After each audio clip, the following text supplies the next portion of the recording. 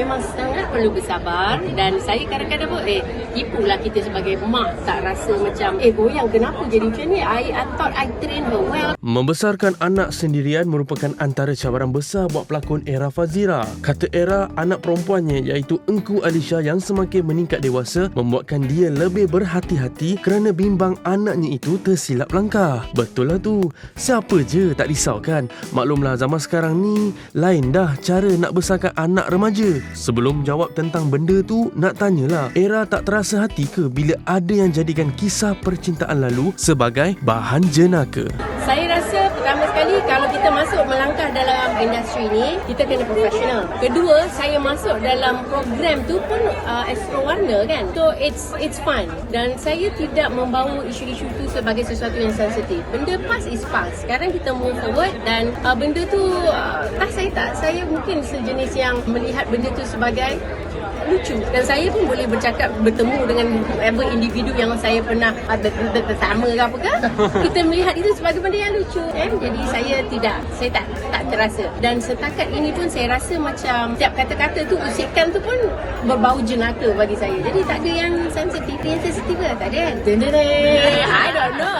Sebagai seorang ibu yang ada seorang anak gadis yang semakin meningkat dewasa kan. Jadi bagaimana cabarannya untuk membesarkan anak ketika zaman ini? Sekarang semakin mengakuinya lah.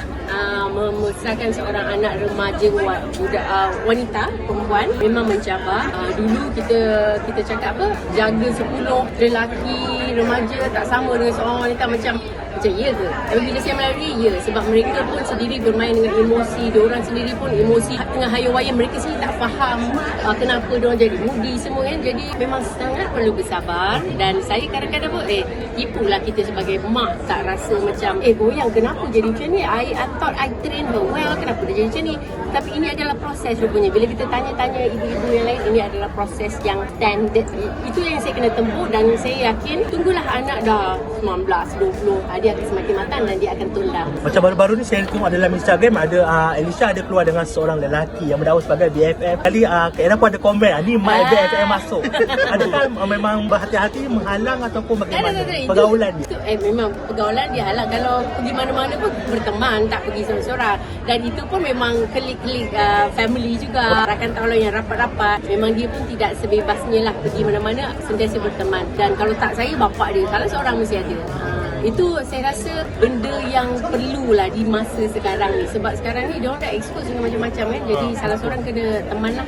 Mungkin sebab saya seorang je anak. Kalau anak tu ramai-ramai tu mungkin sibling yang teman. So far Alisha pernah memberontak tak apabila dia selalu diekori, diteman oleh ibu sendiri? Itu deal kita kot. Kita kena buat side deal dengan dia. I can, you wanna go with your friend to be around like 200 meters away. So as long as kita nampak, ataupun kita pun tak nak lah mengongkong sangat. Okay, I send you here, you nak tengok wayang, okay, siapa? Kalau boy, no. Kita bagi syarat lah. So dia okay.